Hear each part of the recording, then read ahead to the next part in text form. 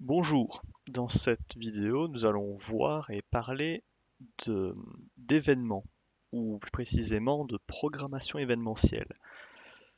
Donc jusqu'ici ce qu'on faisait c'est qu'on tapait nos lignes de code les unes après les autres et elles s'exécutaient de la première ligne à la dernière, une à une. Voire des fois on appelait une fonction qui était à une autre ligne, il exécutait le pavé de fonction et il reprenait là où il était en ramenant une variable par moment, donc une valeur de sortie. Le principe, donc, le principe de programmation événementielle se déroule sous une ligne de temps. Donc, pour faire simple, donc, le code s'exécute quasiment instantanément, ligne par ligne. Par moment, une ligne fait rappel une fonction plus haute d'un certain nombre de lignes, et une fois qu'il a fini, il reprend aux lignes d'après, là où il s'était arrêté. Le principe de programmation événementielle revient à dire tu lis une par une, et quand tu arrives à un appel d'événement, tu vas chercher la fonction, mais tu ne l'exécutes pas tout de suite, tu continues ton traitement, et quand le délai est écoulé, tu actives cette fois le pavé de fonction.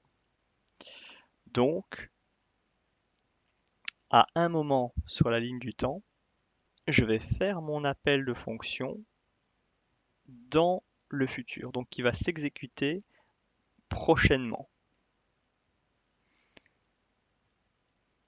en donnant un délai futur à exécuter. Ça peut être ça, ou alors ça peut être un délai inconnu. Exemple, si j'appelle une fonction en disant charge-moi une image, et une fois que l'image est finie de charger, fais quelque chose. Eh ben, une image, on ne sait pas à l'avance combien de temps elle va prendre, et si on a besoin de faire quelque chose avec cette image, on peut pas le faire juste après parce qu'elle n'est pas encore chargée, et on ne va pas la faire pour dans 10 minutes, alors que si ça se trouve, la personne avec sa connexion peut la charger en seulement une ou deux.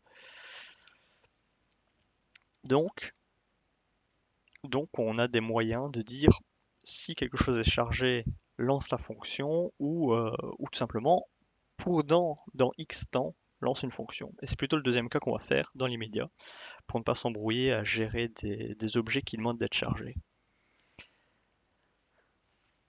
Donc, j'ai mon alerte. Non, je vais plutôt faire avec... Si ça marche avec une alerte. Je fais une alerte. Alerte 1.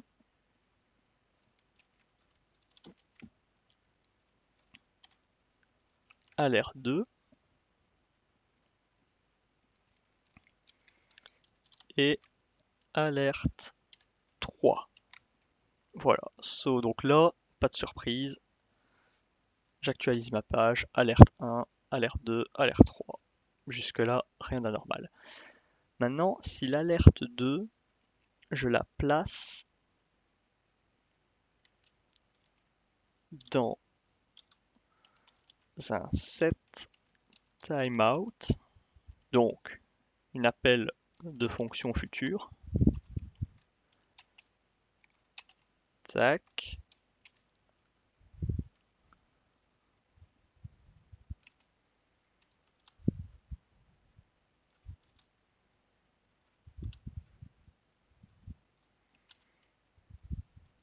et que je l'appelle dans 50 millisecondes.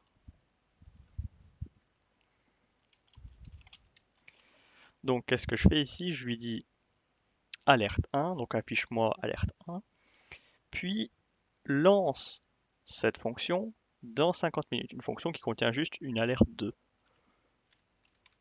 mais lance-la dans 50 minutes. Et puis, fais mon alerte 3.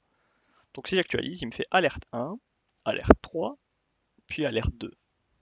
Pourquoi? Malgré le fait que je peux attendre ici bien plus de 50 minutes, il est bloqué ici, donc il attend la fin de cette exécution pour lancer celle-là, ce qui est normal. Ça marche également si je ne fais pas un alert, mais un document.write. Tac, tac, tac, et je vais mettre un petit peu plus de délai. J'actualise, ça me fait alerte 3, alerte 2. Alerte 1, alerte 3, puis alerte 2. Donc, pourquoi alerte 1, alerte 3 en même temps, puis alerte 2? Parce qu'il me fait celle-là. Puis dans le même traitement, il va me faire celui-là parce que c'est d'une traite qui fait tout. Donc il va m'afficher les deux côte à côte. Puis il va en différé réappeler ça. Par contre, on voit que c'est quasiment instantané, malgré que j'ai mis 250. Donc je vais rajouter, donc là ça fait 1 seconde virgule quelque chose, puisque c'est des millisecondes. Donc si je mets 1000, c'est 1 seconde. Je vais peut-être même mettre 2 secondes. Euh, donc je vais juste retirer l'alerte 3, puisqu'ils se font automatiquement. Alerte 1, tac, alerte 2. Donc qu'est-ce que ça permet de faire ça? Ça permet déjà euh, qu'on peut gérer le temps qui s'écoule. C'est-à-dire que rien ne nous empêche de dire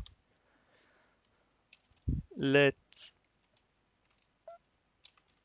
timer seconde égale 0. Voilà, je retire mon premier parce qu'il n'a pas vraiment d'importance. Et set timeout 1. Je vais remettre mon premier, mais je vais juste changer ce qu'il est écrit dessus.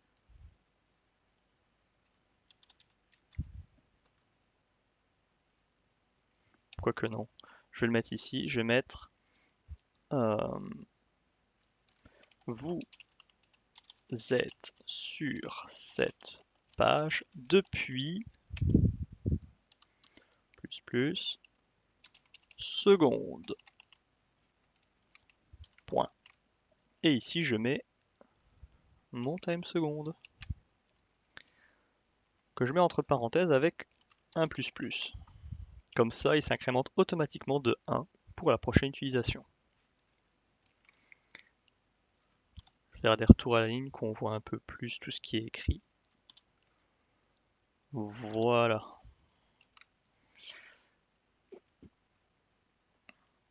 Donc, sauf qu'il va s'exécuter qu'une fois. Donc là, on peut tester. Si je le lance, il m'affiche rien parce que de base, il n'y a rien. Et il m'affiche machin 0 secondes. Sauf que moi, j'aimerais bien, c'est qu'il s'exécute directement. Donc, je vais mettre 1 milliseconde. Comme ça, j'actualise, bam, il s'affiche directement. Comme si je l'écrivais tout en haut. Mais, ce que je vais faire, c'est que je vais rajouter. Je vais juste mettre ma fonction en dehors. Et donc, il faut que je lui donne un nom. Update. Et je vais la placer ici dans mon setTimeout. Donc, je vais appeler ma fonction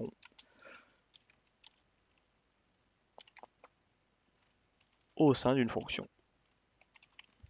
Donc, c'est littéralement, je lui demande d'exécuter ça, ni plus ni moins. Je lui demande de rappeler update dans 1 milliseconde. Bah, vous allez me dire, du coup, pour dans 1 milliseconde, je peux l'appeler tel quel. Oui, c'est bien vrai. C'est bien vrai, je vais faire ça. Voilà. Tout va bien. Update, elle m'affiche le truc, elle augmente de 1. Et ici, j'aimerais bien qu'elle me fasse un set timeout de, vous l'aurez compris, function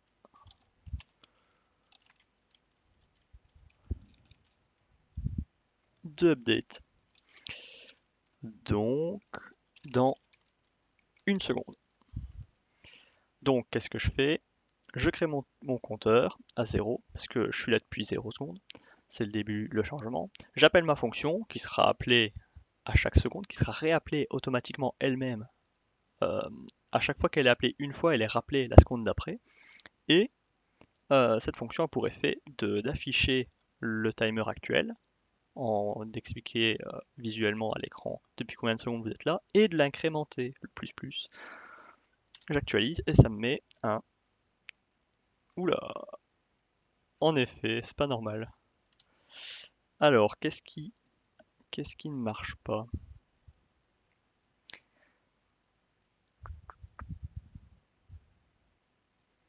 Est-ce que je ne devrais pas utiliser une autre manière d'écrire? Qu'est-ce qui se passe si je fais ça? Je teste, voir ce que ça donne. Ça me fait une erreur, j'imagine, oui.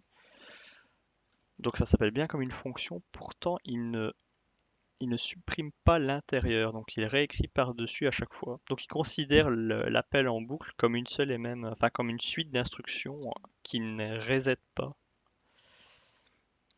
Comment est-ce que je pourrais arranger ça?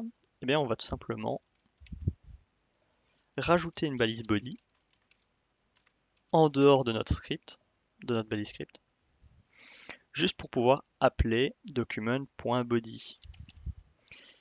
Et on va faire un iner HTML égal. Donc c'est un équivalent au document.write, sauf que le fait de pouvoir l'appeler comme un égal, je lui assigne la valeur, et donc il l'écrase d'office. Et là, 1, 2, 3. Et donc là, j'ai bien mon compteur qui s'incrémente et qui m'affiche automatiquement en temps réel le nombre de secondes au sein d'une phrase. Et bien, qu'est-ce qu'on peut faire aussi avec ça? C'est que c'est un peu contraignant d'écrire une fonction qui se rappelle elle-même avec un délai fixe, etc., etc. Ce qu'on peut faire, c'est un set interval. Qu'est-ce que fait le set interval? Le set interval fait comme un set timeout, sauf qu'il s'applique, il se réapplique tout seul lui-même. Je m'explique. Je tape ma fonction, je tape un délai, et je vais juste taper ceci dedans.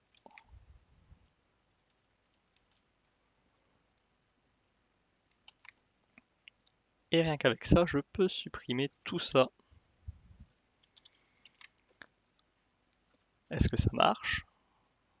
0, 1, 2, 3, 4, etc. Donc voilà, mais le problème c'est que je ne peux pas l'appeler une première fois au start, à moins que je le place dans une fonction et que j'appelle la fonction une fois à part. Voilà, donc c'est déjà pour cette première approche de la programmation événementielle. Donc en gros, ça permet d'appeler une fonction à un moment A sur une ligne du temps pour qu'elle s'exécute à un moment A plus n. N étant la durée future. Ici, nous avons placé une seconde, rien ne nous empêche de placer euh, voilà, 10 millisecondes. Et là, attention, on voit que ça défile à toute vitesse, parce que c'est juste 100 fois moins vite qu'une seconde. C'est pas du tout. Du coup, la phrase n'a plus du tout de sens. Et à l'inverse, rien ne m'empêche de mettre 10 secondes. Mais là, il faut déjà attendre 10 secondes sur la page vierge avant qu'elle commence à afficher quoi que ce soit. Et quand enfin les 10 secondes sont écoulées, elle m'affichera seulement 0 parce que c'est le premier chiffre et qui n'a pas encore été incrémenté. Voilà. Maintenant, rien ne nous empêche ici de placer une variable et de modifier d'une autre manière le temps qui s'écoulera. Voilà.